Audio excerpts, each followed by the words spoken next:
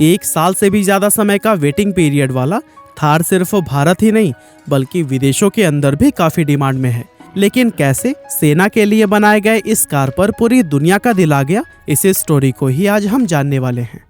दोस्तों, दुनिया में दूसरा वर्ल्ड वार 1939 से 1945 के बीच में लड़ा गया था और इसी युद्ध के दौरान ही महिंद्रा थार के अस्तित्व में आने की शुरुआत हुई थी। दरअसल ये वॉर जब अपने चरम पर था तब अमेरिका अपने सैनिकों और हथियारों को युद्ध के मैदान में भेजने के लिए फाइटर प्लेन्स और ट्रकों का इस्तेमाल कर रहा था। लेकिन ट्रक और प्लेन्स के साथ में प्रॉब्लम ये थी कि एक तो ये साइज में बड़ा होने की वजह से हर जगह नहीं जा सकते थे और दूसरा ये बहुत ज्यादा महंगे भी थे। ऐसे में अमेरिका को अर्जेंटली एक ऐसे व्हीकल की जरूरत पड़ी जो कि सस्ता, कॉम्पैक्ट और लाइट वेट होने के साथ ही मजबूत भी हो और जरूरत पड़ने पर इस व्हीकल को हवाई जहाज से सीधा युद्ध के मैदान में उतारा जा सके। अब इस जरूरत को पूरा करने के लिए अमेरिकी सेना ने देश भर की करीब 135 ऑटोमोबाइल कंपनी से एक मजबूत 4 व्हील ड्राइव कार के प्रोटोटाइप मॉडल बनाने के लिए कहा। लेकिन चूंकि सेना ने ये प्रोटोटाइप बनाने के लिए सिर्फ 49 दिन का समय दिया था, इसीलिए 135 में से सिर्फ 2 कंपनीज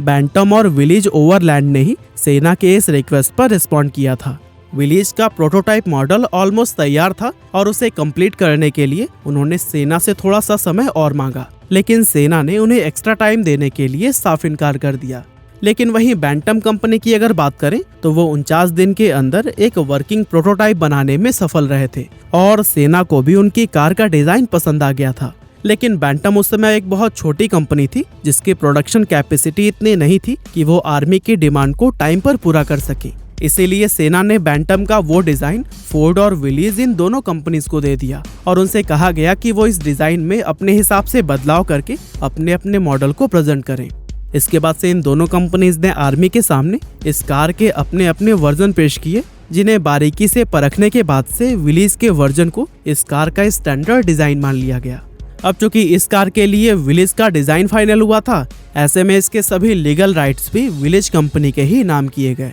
जहां विलेज ने जीप नाम को ट्रेडमार्क करवाकर अपने इस कार को विलेज जीप का नाम दे दिया और इस तरह से उस फेमस जीप कार की शुरुआत हुई जिसने आगे जाकर पूरी दुनिया में नाम कमाया। दरअसल ये कार किसी भी तरह के उबड़ खाबड़ रास्तों पर चलने में सक्षम थी, साथ ही ये इतनी मजबूत थी कि छोटे मोटे धमाकों और बंदूक के हमलों को भी ये आराम से झेल लेती थी और इन्हीं सभी खूबियों की वजह से ही जीप तुरंत ही वर्ल्ड वार का एक अहम हिस्सा बन गई।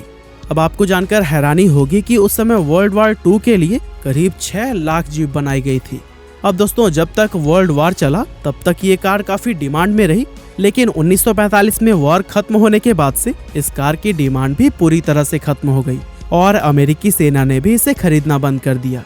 अब इस घाटे के सिचुएशन से निकलने के लिए कंपनी ने जीप को आम लोगों में भी बेचने की कोशिश की, लेकिन जिस तरह की सफलता इसे युद्ध के मैदान में मिली थी वैसी सक्सेस इसे शहर की आम सड़कों पर नहीं मिल पाई। दरअसल वॉर में यूज होने की वजह से जीप की छवि एक सोल्जर्स कार की बन गई थी और इसी के चलते कोई भी इसे एक normal day to day car के रूप में एक्सेप्ट नहीं कर रहा था और कुछ साल तक तो ये कंपनी जैसे तैसे थोड़ी बहुत सेल्स करके ही सरवाइव करती रही। लेकिन सेल्स के लगातार कम होने की वजह से कंपनी की हालत बिगड़ती चली गई और फिर एक समय ऐसा आया कि कंपनी पर बंद होने तक का खतरा मंडराने लगा। और दोस्तों, यही वो टाइम था जहां इस स्टोरी में महिंद्रा कंपनी के फाउंडर मिस्टर जेसी और केसी महिंद्रा की एंट्री हुई। असल में केसी महिंद्रा ने अपनी लाइफ के कुछ साल अमेरिका में भी बिताए थे और वहीं पर उन्होंने जीप को पहली बार देखा था। अमेरिका में जीप को देखकर वे इस व्हीकल से इतने इम्प्रेस हुए थे कि उन्होंने उसी समय ही इस कार को इंडिया लाने का फैसला कर लिया था और अपने इसी सपने को ही पूरा करने के लिए महिंद्रा ब्रदर्स अमेरिका पहुंचे थे,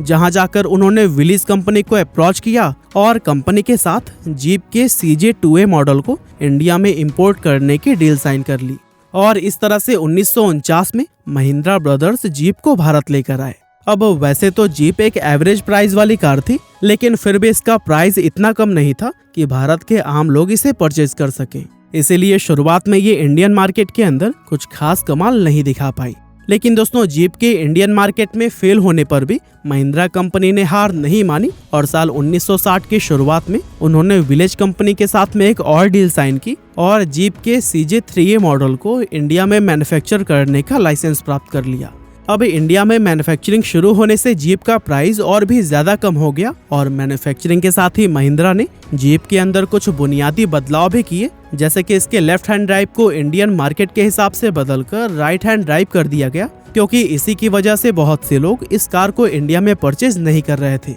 इसके अलावा जीप जो सिर्फ पेट्रोल इंजन के साथ में आती थी, महिंद्रा ने इंडियन मार्केट में इसके डीजल वेरिएंट को भी लॉन्च किया। और दोस्तों इसी तरह से उन्होंने इस कार में और भी बहुत सारे छोटे मोटे बदलाव किए, जिसका नतीजा ये हुआ कि इस बार जीप भारत में सफल हो गई थी और देखते ही देखते सिर्फ कुछ ही सालों में इसने इंडियन मार्केट के 25% शेयर को एक्वायर कर लिया था। इसके बाद से महिंद्रा करीब 40 साल तक जीप के अलग अलग वर्जन बनाती रही और इसका हर एक वर्जन इंडियन मार्केट में धूम मचाता रहा। लेकिन दोस्तों 40 साल की ये सफलता 90s के दौर से घटनी शुरू हो गई और शुरुआती 2000 में जब महिंद्रा ने बोलेरो और स्कॉर्पियो जैसे कार्स लॉन्च की, तो फिर उनके सामने जीप लोगों को आउटडेटेड लगने लगी। दरअसल एक ऑफ रोड कार के रूप में लोग अब जीप की जगह पर बोलेरो और स्कॉर्पियो जैसी ज्यादा बड़ी और लग्जरी एसयूवीज को पसंद करने लगे थे। इसी के चलते जो जादू जीप ने 70s और 80s के दौर में क्रिएट किया था, वो 2000 में आकर पूरी तरह से खत्म हो गया।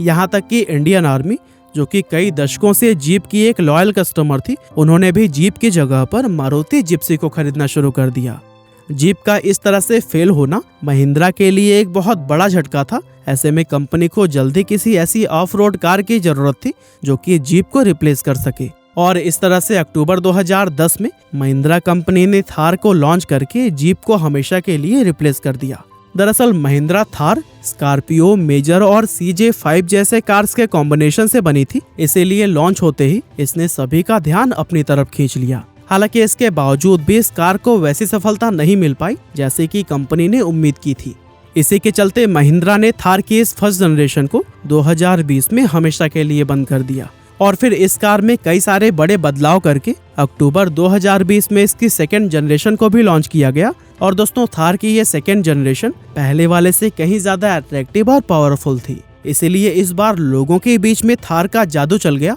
और ये जादू कुछ ऐसे चला कि लॉन्च होते ही ये इंडिया की बेस्ट सेलिंग कार्स में से एक बन गई। अब अगर आज की बात करें तो इस समय थार इंडिया के अंदर इतनी ज्यादा डिमांड में है कि इसका वेटिंग पीरियड 1 साल से भी ज्यादा का चल रहा है और इसकी सेल्स लगातार आसमान को छू रही है। बाकी हमारी आज की इस वीडियो में बस इतना ही था। ये वीडियो आपको कैसी लगी हमें कमेंट करके जरूर बताइएगा। आपका बहुमूल्य समय देने के लिए बहुत बहुत धन्यवाद।